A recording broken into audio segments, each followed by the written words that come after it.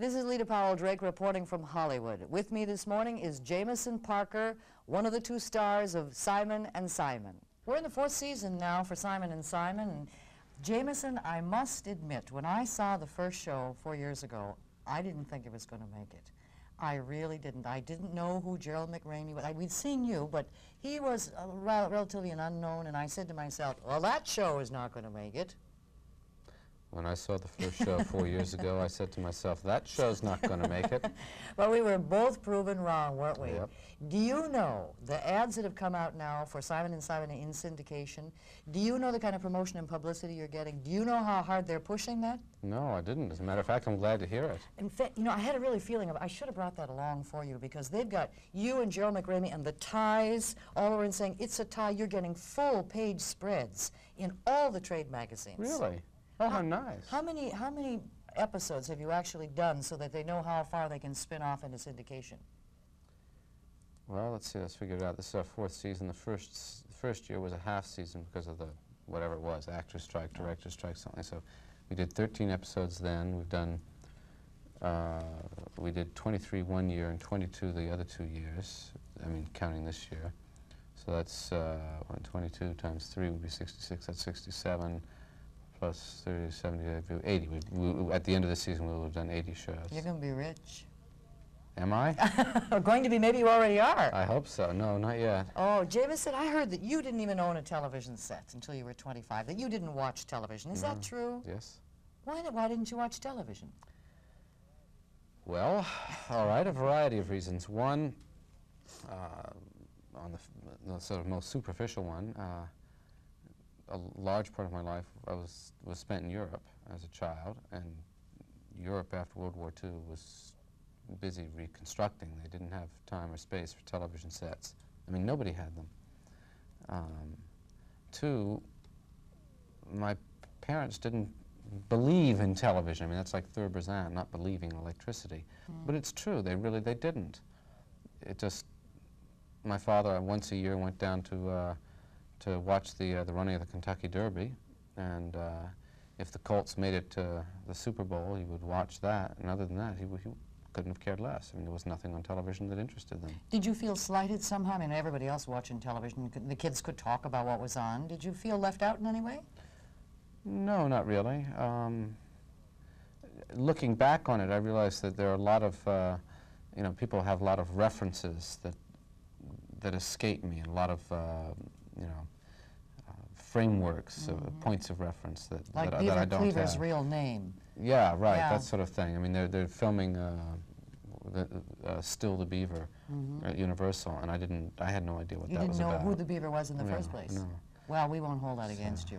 You and Gerald McRaney have become real fast friends off the set, have you not? Yeah. And you like to hunt. Yeah. You know what we would like to do is cordially invite you to come to Nebraska. Oh. We have the mixed bag game hunt every year. Have you ever participated in one of those? No, I never have. Oh, this is really exciting. You get a team together of like 4 people. You and Gerald, and get a couple of other people, and you go for 3 days, and you get X number of points for bringing in, you know, X number of points for a pheasant, X number of points for a quail, and the people who bring in the most number of points are the really big winners. And we have teams come from all over the world.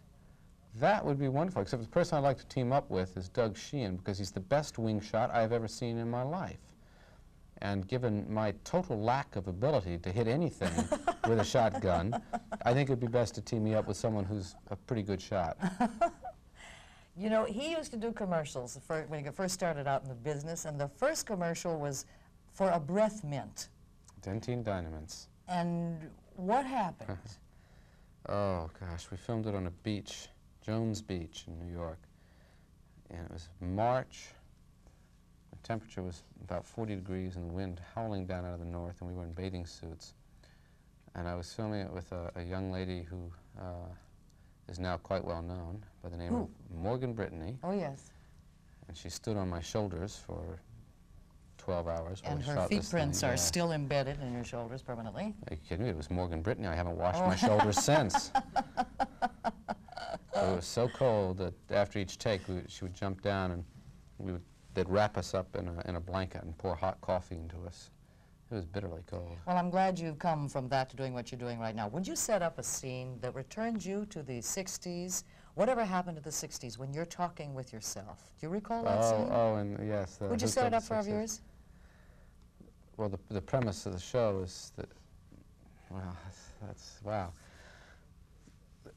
Basically, it's a Simon and Simon plot, but the point of the show was to sort of, it was we were looking at the loss of innocence of, children growing up in the 60s and how the world has changed. You've gotten conservative in your old age. What do you mean, my old age? I'm young. Well, maybe somewhere between young and middle age, but I never trust anyone over 30. Why don't you loosen up? Well, you're always so uptight. Take off the jacket and the tie.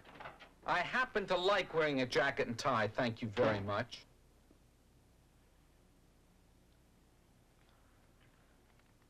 Fine by me. He did a film with Christy McNichol. I talked to Christy about a month or so ago. She did another film called Just the Way You Are. Yeah. And she told about a film called White Dog that she had made with you, but they're not allowing it to be distributed because it's so controversial. What's wrong? What's wrong with the film? The film was based on a novella written by Romain Gary, who was the French consul general here and who was married to Jean Seberg. Jean Seberg had come out and supported the Black Panthers. The FBI mounted a mudslinging campaign against her. And Gary, out of his own frustration and anguish over all this, wrote this novella where basically what happened was, according to Sam Fuller, who was the director and who knew Romain Gary, he and Jean Seberg were driving home one night and they hit a German Shepherd. And they got out of the car and picked it up and took it home and nursed it back to health. End of that story. But out of that, using that scene, he has a young girl hit a dog, and it turns out that the dog is a white dog, a dog that attacks only black people. Now the idea behind behind Romain Gary's original story, and the idea behind Sam Fuller's script, was that racism is evil. It doesn't make any difference whether it's white hating black or black hating white. Racism is evil, and that was the whole point of the film. But for some reason, apparently the studio got nervous and decided that people would just see it as a film about racism per se. And well, maybe as things ease up, that'll be released down the road. I don't know. Well, it'll be interesting. We'll look for it. Yes. Jameson Parker, another successful season, many, many more on Simon & Simon and do well in syndication, which I know you well. Oh, I hope so. Thank you. Okay. Look for him right here on 1011 Strong and Simon & Simon. Please stay tuned. There's a lot more to come as the morning show continues.